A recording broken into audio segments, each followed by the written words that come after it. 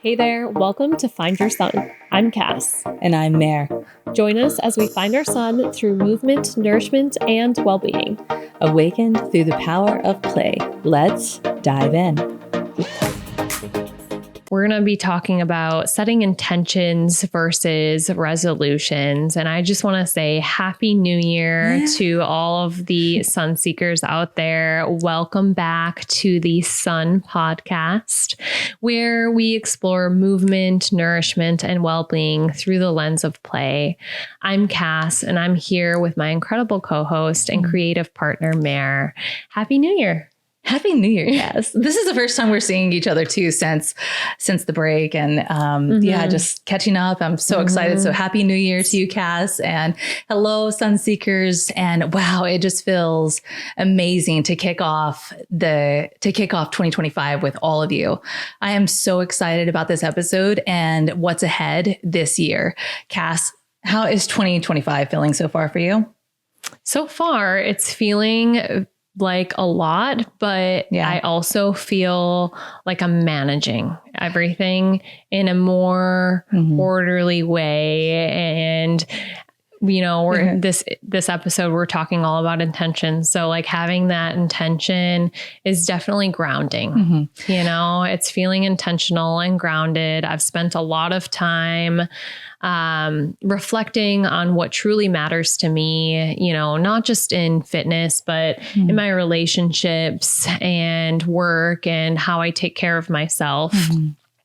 And I've decided that this year is going to be all about letting go of the pressure to do everything and instead focusing on what really lights me up. Do you want to share what you just started?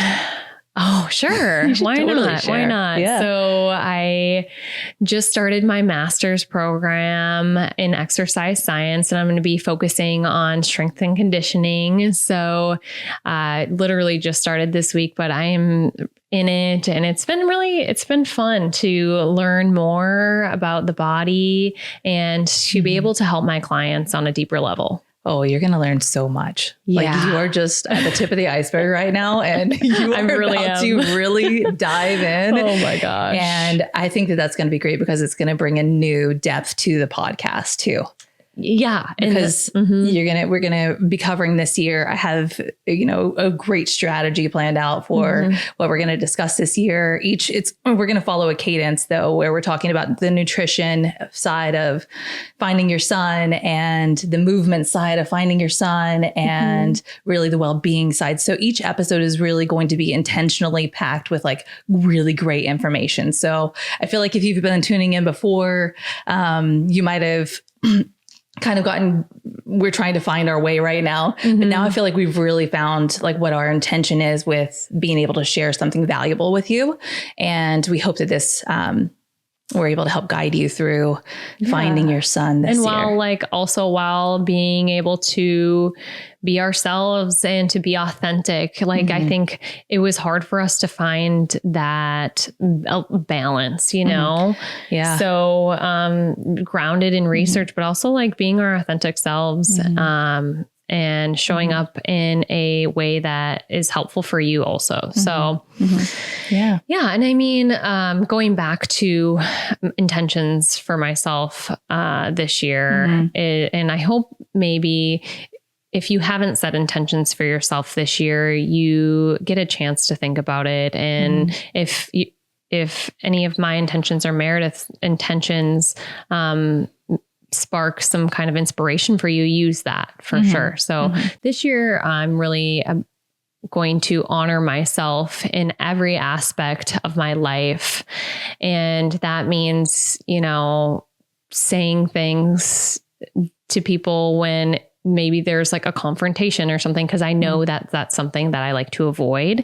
So honoring what I want and really thinking about it, because I think I'm always giving, especially being a mom, that I tend to put whatever I want aside. Yeah, I feel like that happens all the time, doesn't it? But I think that's the nature of it, the nature of being a mom, but also understanding how to honor yourself is really valuable, because then you can have those, you can share those things that like really light you up. Because when you're lit up, you light everybody else up. Yeah, because you have to take care of yourself in order to be able to be the best mom that you can be. Setting that intention of honoring yourself while also honoring your children is such a powerful shift. Resolutions often feel like pressure to fix or change ourselves. But when we focus more on intentions, they feel more about growth and honoring who we are. And I think there's a lot of power in having that ability to differentiate the two and maybe change that shift in perspective when you're just changing the word. It doesn't necessarily, it's always been resolutions, but what if we just shifted it into intentions? I think it is a powerful shift. And because we've talked about this a lot, Meredith, we've talked about how words are powerful. Oh, yeah. And I think that resolutions can almost be so rigid in a way, and they almost set you up for failure. But intentions are a little bit more flexible. They feel like more positive, I guess, and they can guide you toward growth and help you create habits that align with your values and that you can actually consistently change. And for me, one of the biggest intentions is replace self-criticism with love. It's about celebrating progress over perfection. And that's really something that I've been working on a lot. That's a really challenging one to work on because a lot of that stems from early childhood too, you know, where you have this high expectation of yourself, or maybe even the way that we were spoken to or received grades or whatever it might be. But when we start to learn that self-love is such a foundational part of everything we do, it can be hard to extend that kindness to ourselves, especially as women or moms. But I think that if we can change that thinking into self-appreciation, I think I probably go on a cycle every so often where I'm doing really good at like showing myself this grace. And then all of a sudden I'm like, oh, and I'm like beating everything up about myself. Yeah. And it's probably a cycle where then you have to then again remind yourself, like, you know, maybe you had this moment where you were doing a great job at it. Well, and I think it comes from having the self-awareness of what you're telling yourself too, because I know for me, I am not always aware of the things that I'm telling myself. And so if I can at least be aware of it and then talk myself through it, then I feel like I can get to a different place of self-love. And even, like I'm challenged with it a lot. I have already found this year, especially being in school. And when you're in school, you are wrong sometimes. And that especially as like a Virgo, I find that, I don't know, if you're a Virgo out there, like I don't know, for me at least, it's been really hard to not try to be like perfect. I'm not trying to be perfect. I don't want to say that, but like right, I guess, to not be right and to be okay with that, you know? So I find I'm being challenged with that and just being okay with the bad parts of myself, or not bad parts, but the less pretty parts, you know? So how do you feel like you've been able to catch yourself in those thoughts?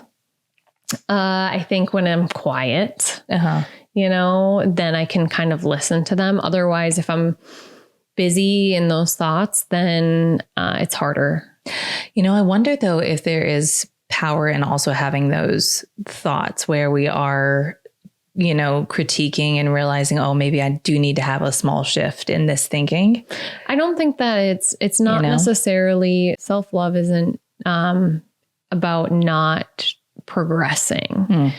It's more about shifting those negative thoughts into something that can create action. So if I'm creating self-pity, it's not helpful. No, it's not helpful, is it? No. Like feeling guilt is not helpful. No. Yeah. You don't need to sit in that. No. And like just recognizing, because it's natural. Everybody has those negative thoughts. Like, what is it? You can't just manifest something or think of something that you want and then just go eat a sandwich, is what Jim Carrey said. You can't just like think like, here's what I want to be. And then just like, no, you have to keep going over and over and over again. And that's part of the training of, making yourself. And that's where like I talk worthy, about, yeah, exactly. And that's where I talk about like failure and stuff and like being okay with, failing and not knowing and not being right all the time, because we are humans and that's how we learn. And that's really how that's how we take the next step forward, is to embrace those parts of ourselves that don't know. Exactly. I think that's a great message, especially to start off this year. Thank you. Thank you. It's true. I've been working on seeing myself as worthy of love, even when things don't go perfectly, and one practice that's helped me is imagining my inner child, like that little girl inside of me who needs that reassurance. And instead of criticizing her and putting her down, I've been reminding her to know that she is safe and she is loved and she is enough.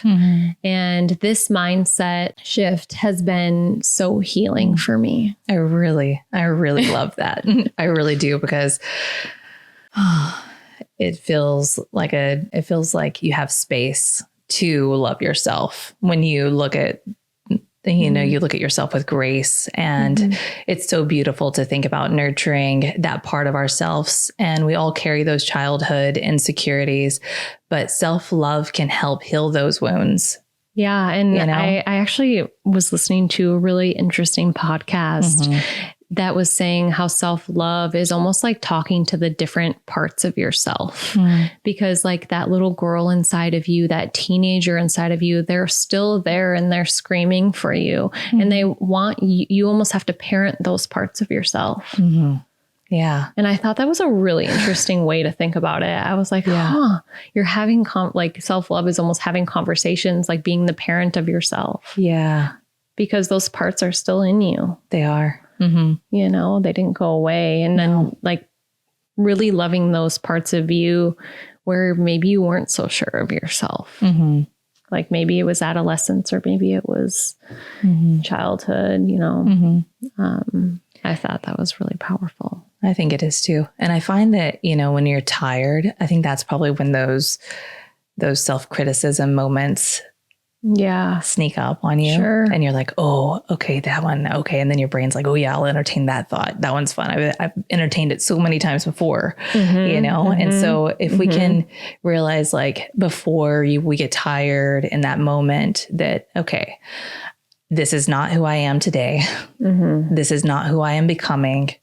This is someone who I need to show grace to and love to, who I've already been. Yeah. And it's okay that I'm not her anymore. Right. Yeah.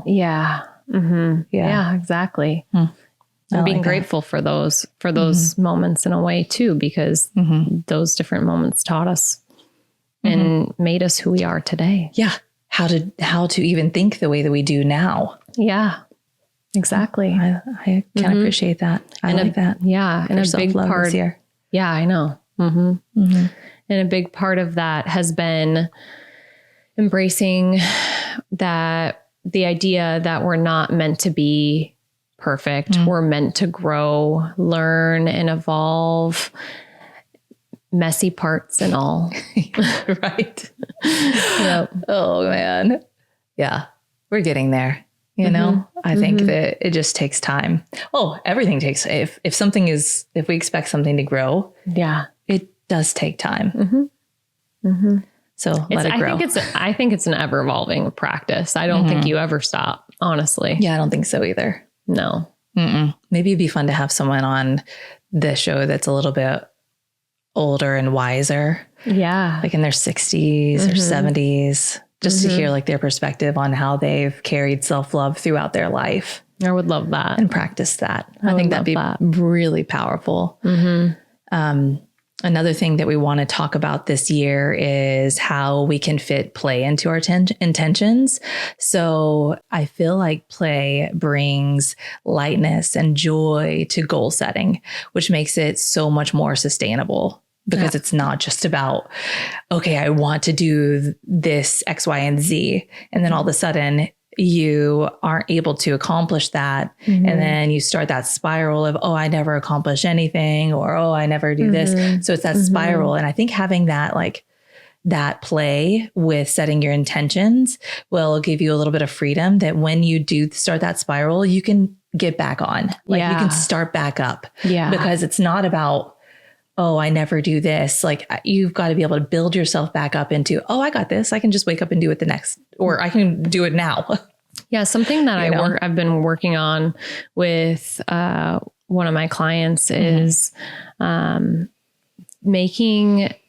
doing something that's fun for her, you know, like you said, because if you're not intentionally doing something like, yeah, you want to look good, maybe you want to feel better, but if you're doing something that you don't enjoy, then it's not going to be fun and you're not going to do it. And also working on, another reason why I want to move away from New Year's resolutions is because a lot of times we try to bite off these huge goals, you know, but I think what we really need to do is focus on that one little thing. Like, how can I make myself better this month by doing this one thing? Because then you start consistently doing that one thing, and then then you can do the next thing, and then it starts to snowball. Absolutely. Yeah. I think that's definitely the intentions that I took from the productivity planner. Yeah. And now I'm starting to incorporate into every single thing in my life. And I see this ripple effect already happening. Oh, I can tell. So she was like, I got her whole year set up. I was like, oh, okay, this is great. Thank you. And I want to talk about also how important. So a lot of the time we're using technology all the time. Like our phone is constantly sending us information, our computers, our work, like it's just this, it's this constant influx of information, and typing is not the same as writing. And even like writing on my iPad is different than actually taking a pencil to paper and writing my intention down. So something that I did at the very beginning, before the new year even started, I began the week before, and I started really just analyzing and evaluating the previous year and starting to set intentions for the positive things that I had created this year and the things that I want to carry into the new year. So So I went through and like, I started planning out, like, because this podcast is really important to Cassie and I.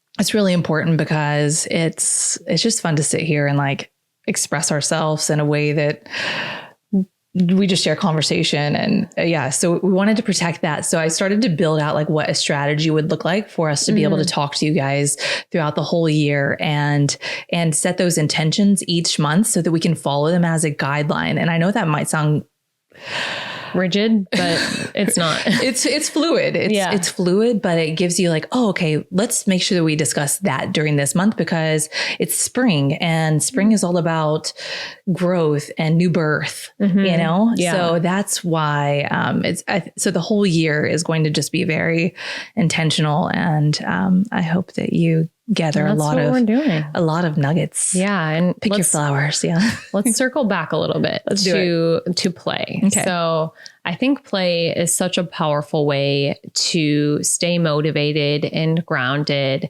And for me personally, it shows up in my fitness routine. So instead of focusing on how I look, I focus on how I feel. I set goals that excite me, like working on pull-ups or running under the stars. And that keeps coming back with joy. And then during my workouts, what I'm doing is like, I'm turning up the music music that makes me feel good. And if I want to switch it up that day, I'll switch it up and make sure to like open the garage door and let in the sunlight. And if I want to bring Meredith along, I'll make sure to ask her. I think we need to have another gym sesh together because I would love that. But me too. And when we approach movement as a form of play, it becomes something that we want to do, not just something that applies to, not something that we have to do. And that applies to creativity too. So for me, play shows up in the little creative moments like painting or walking or just letting myself explore without judgment. It's self-care in its purest form. So I love to like sit down with my iPad Pro and I will just draw something that I saw that day, and it allows me to express it on a deeper meaning or deeper feeling. And you're so good at that. I love to look at your illustrations. You guys need to get Mare to share some of these with you. I'm actually starting.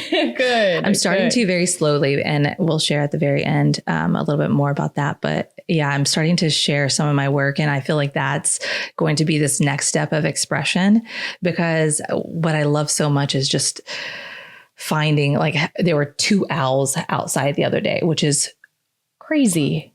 2 owls. I heard them before I woke up in the morning. Yeah, this is a little tangent, but I'll keep it quick. But I woke up in the morning and I heard the owl hooting. And I was like, that's an owl outside. And then David and I went outside to do our workout. And he came in to like find me because I didn't go out with him because he went outside on his walk. Yeah. And he came back in and he found me and he was like, hey, come out here. And when we go outside, there's 2 owls on the top of each of the roofs, and they're just communicating back and forth. Oh my gosh, that is so neat. Owls are very, very wise. In Hawaii, the pueo is the owl, and they bring obviously wisdom, but they're essentially like your ancestors speaking to you. So yeah, I thought that would be a really cool thing to like illustrate. So I illustrated 2 owls to remind me that in the new year. Oh, that's really cool. See, you guys, I love it. Random things. But that's your play. It is. It's my play. So when you approach your goals or your intentions, so what I suggest with goals is I don't by any means think that you should not have goals, but set goals that are attainable and that are smaller first, because then it's going to feel like less pressure. And when you have intentions behind your goals, that's when the power comes in, I feel like, and then goals with playfulness, that gives us a space where that allows us to have joy and curiosity, and it keeps us engaged and growing. One thing I think a lot of us struggle with is turning intentions into habits that stick. So what's been working for you, like when you're able to actually turn an intention into something that sticks and form it into a habit? Well, my mantra this year is start small, stay consistent. I've realized that when we try to do too much, we burn out. And I think we experienced that last year. So I've built a weekly fitness plan that feels sustainable for me. And it's not about being perfect. Like yesterday, I got my workout in at the last minute. It wasn't my full workout. My full workout's like about an hour. So I just did half of it. Oh, good job. Yeah. Great job. I just did half of it, and I didn't even have all the equipment either. I went on a whim. I didn't, because my gym's not quite set up yet. And so I just had my dumbbells and that's it. So I used my dumbbells, and then I just kind of tweaked the workout a little bit and made it happen. But so yeah, that was me showing up consistently and celebrating the small wins. I was like, wow, I have 30 minutes and I'm grateful. Shout out to my father-in-law who took the kids to the park, because then that allowed me to get that 30-minute workout in. That was so nice of him. It was great. Yeah. Lean on the help if you can get it. I feel like that's where I'm a little imbalanced this week. I haven't had any, I did my one workout and then I haven't had anything the past couple of days just because my day has been so busy. So that's okay too, but I know I will get back to it. Yep. So it's the small steps that really do add up. I think it's the same with our creative practices. Even if I can only write or sketch for like 15 minutes, it makes a difference. It's about creating habits that feel good, but not overwhelming. Mm-hmm. Yeah. Do not overwhelm yourself. Mm-mm. That's when you're going to approach that burnout. Mm-hmm. And when we approach these habits with kindness towards ourselves, mm-hmm. we're more likely to stick to them. Mm-hmm. And it's about showing up, not just for the goals, but for yourself too. Mm-hmm. You know? For sure. Yeah. Mm-hmm. You know, and before we wrap up, let's leave our listeners with this week's reflection. So what are you learning this week? Whether it's about yourself, your goals, or your relationships, just take a moment to reflect on what's showing up for you. Yes. And we'd love to hear your thoughts, share your reflections and intentions with us on Instagram and on Find Your Sun, or you can, if you want to hit up Life of Mayor Mar or Wellness with Cass, those are our separate pages. Let's inspire each other as we start this new year. Thank you for starting 2025 with us. Let's make this year one of intentional, joyful growth. Until next time, keep moving, keep playing, and keep shining. Happy New Year, everyone. See you next week. Just before you go, if you want to sprinkle some love our way without spending a dime, why not hit that subscribe button on our YouTube channel? It's like giving us a hug through the internet. So please give that button a little tap tap and join our Sun family. Thanks for tuning in to today's episode. We hope you found the discussions enlightening and inspiring. Please note that the information provided in this podcast is for general informational purposes only. All opinions expressed here are solely our own and do not reflect the views of any sponsors or affiliate partners. And before you apply any of the health strategies discussed on the podcast, we recommend consulting with a professional to ensure it is appropriate for your specific circumstances. Remember, we're here to spark conversation and ideas, not substitute for any professional advice.